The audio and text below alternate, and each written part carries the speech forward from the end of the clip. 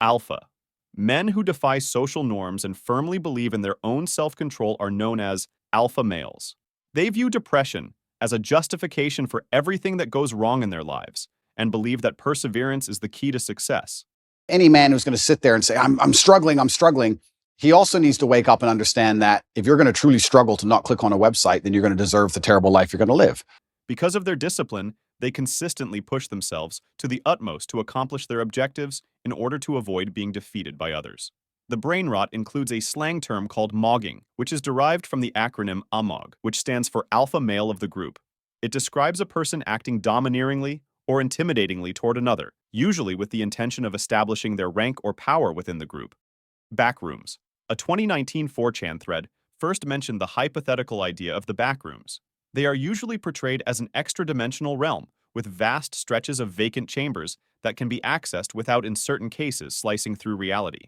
Though there's nowhere you can go, some people believe the back chambers are real. Nevertheless, it makes for interesting speculation. The idea of backrooms has been developed by internet users who have added ideas like levels and dangerous animals who live there. American YouTuber Kane Parsons released several short films on YouTube back in early 2022, and they quickly gained popularity.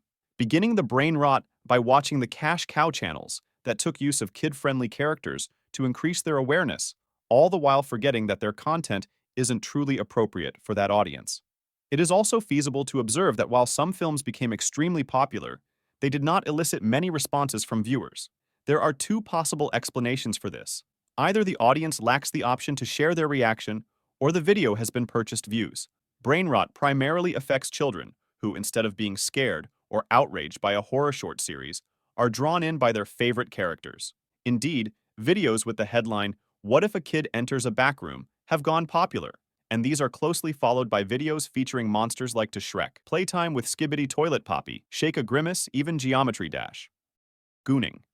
Adult platform addicts who engage in hours-long edging practice are known as goners.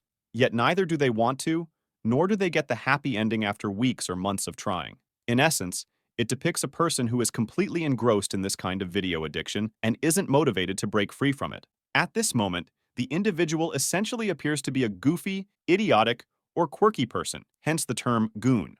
Although this definition might clarify the nature of the trend, it doesn't always explain why so many individuals feel at ease discussing their brain rots. Perhaps this is an attempt to simplify the idea of adult content. Whether you want them to talk about it or not, when you see the term mentioned on TikTok, that's what people are talking about. These individuals are talking about their behaviors and have coined a new word to describe them: Lobotomy Kaisen.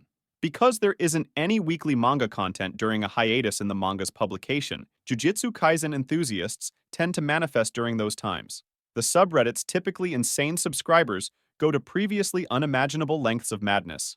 The "Nah, I'd win" trend and the "Stand proud, you're strong" trend are the most widely used memes. The actual medical treatment was intended to sever the nerve fibers, which is why the term la anime is employed. Fans made fun of the manga's title, joking that the readers were becoming crazy. Some even went so far as to claim that although Lobotomy Kaisen is no longer a state, the fans have gone permanently lobotomized. Imposter Sus.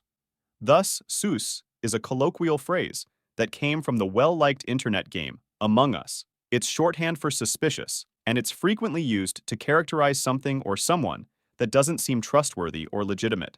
Over time, people in the game use this phrase to talk about their suspicions on other players' acts or behavior. Sus has gained popularity as a term for anything that looks shady or doubtful in online gaming and internet culture. Because video game characters are frequently shown in ridiculous scenarios, this obsession has grown to such an extent that it affects people's thinking. Munting.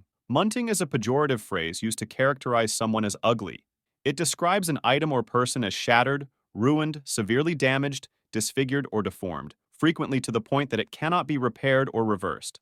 The term munting has unsettling origins because it refers to a form of necrophilia in which two living individuals and one deceased person uncover and excavate a partially decayed body, after which one person falls on the corpse. When one person leaps on the deceased's stomach, the juices from all orifices, yes, even the decomposing organs, are driven out, and the person who is orally attached to the corpse drinks them. One could argue that it's not by accident that someone utilized the term munting to define foamy regurgitation. Lobotomy Dash A collection of user-made geometry dash levels with the topic of brain rot are collectively referred to as Lobotomy Dash. The popularity of this trend surged with the release of Game Update 2.2, which brought additional features for the level editor. User Ghost McKee uploaded a level called Lobotomy Dash, which is an altered version of the original Stereo Madness level with additional triggers, such as regular face jump scares, sped up and slowed down time, and pixelated screen effects. In just 1 week, the level received 20,000 likes and over 200,000 downloads. As the level gained popularity, other players uploaded similar lobotomy levels over the following few days, many of which were adaptations of the original levels with eye-catching visual effects, jump scares, tempo changes, and above all, the recently added "Fire in the Hole" sound effect from Fire in the Hole. Because of the meme's immense popularity, Robert Tawala, the creator of Geometry Dash, even utilized it as a hashtag in his Twitter tweets. Baby Gronk. The moniker Miguel, the offspring of a woman, goes as Baby Gronk. Due to his stature, the 10-year-old child, whose name alludes to NFL player Rob Gronkowski, is a prospective football player and influencer. His father Jake has always treated him as an athlete, putting him on a strict diet and taking him to see celebrities. His father started tagging the youngster on social media when he was in elementary school, saying that he would become a football star in the future, and that he was preparing his son for life for a career in the NFL before he was even born.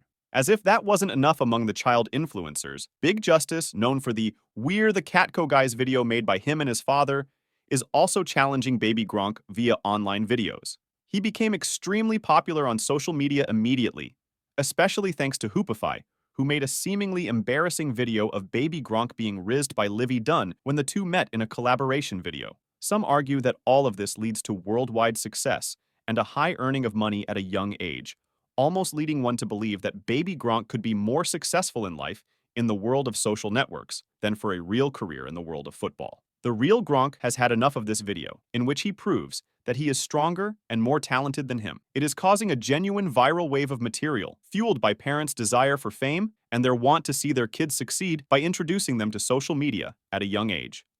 Cocomelon.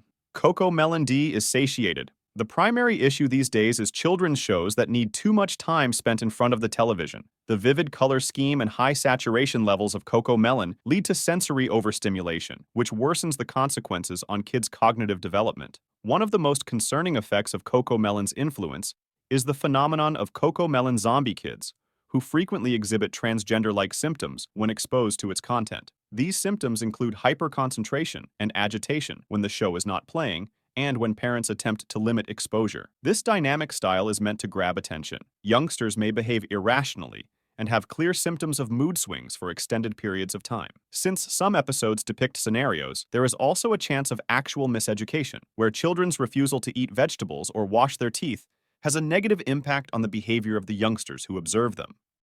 Edging. When edging alone or with a partner, the process entails beginning with self-play, adjusting the level of difficulty, or stopping just short of the peak of pleasure, then starting to increase the level of difficulty again after a brief pause, and repeating these stages in cycles. While some people use edging to extend their activities, others use it to raise the intensity of their actions. Edging is not a brain rot in and of itself because it is generally a healthy activity and unlikely to have any negative health impacts. Rather, it became a brain rot due to memes created from a fictitious Microsoft tweet that appeared to include specific subliminal signals.